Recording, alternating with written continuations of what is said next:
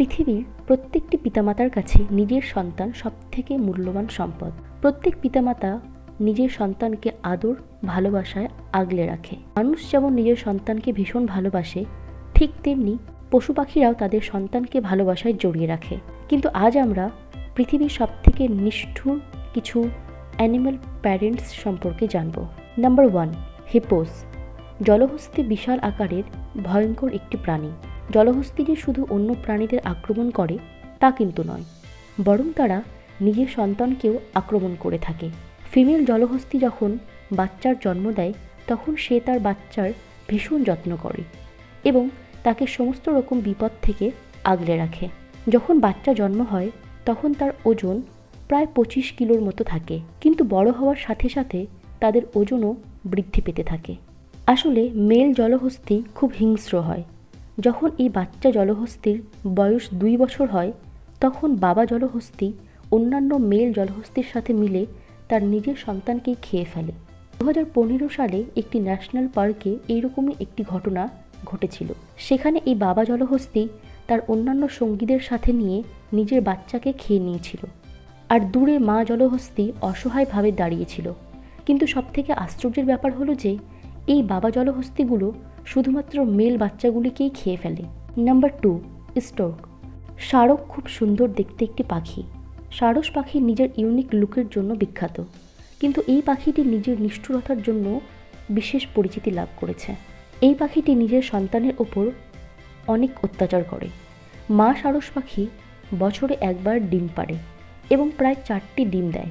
মা সারস তার ডিমের খুব যত্ন করে, কিন্তু যখন এই ডিম থেকে বাচ্চা বেরিয়ে আসে তখন সে তার বাচ্চাদের নিজের বাসা থেকে নিচে ফেলে দেয়। এমনকি এই বাচ্চাগুলি একদম ছোট অবস্থায় থাকে, তখন সারস তার সবথেকে দুর্বল বাচ্চাটিকে তার বাসা থেকে নিচে ছুঁড়ে ফেলে দেয়। ওয়াইল্ড লাইফ এক্সপার্টসদের মতে একটি মা সারসের কাছে তার সব বাচ্চাদের জন্য পর্যাপ্ত পরিমাণে খাবার থাকে না, তাই সে তার সবথেকে দুর্বল বাচ্চাটিকে বাসা থেকে নিচে ফেলে দেয়। আর যে বাচ্চাগুলি হেলদি এবং স্ট্রং সেই বাচ্চাগুলিকে সে যত্ন সহকারে বড় করতে থাকে। সত্যি সারস পাখির এটি একটি অদ্ভুত আচরণ। Number 3, Dracula ants. এটি পিঁপড়ের এমন এক ধরনের প্রজাতি যেটি অন্যান্য প্রজাতির তুলনায় সবথেকে বেশি শক্তিশালী হয়।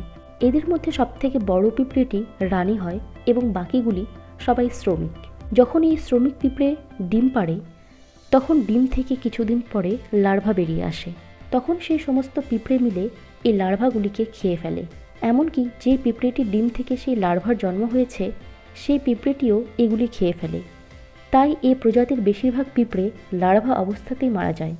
যদি কোনো লার্ভা বেশি স্ট্রং হয় আর হেলদি হয় তাহলে সে বেঁচে থাকে।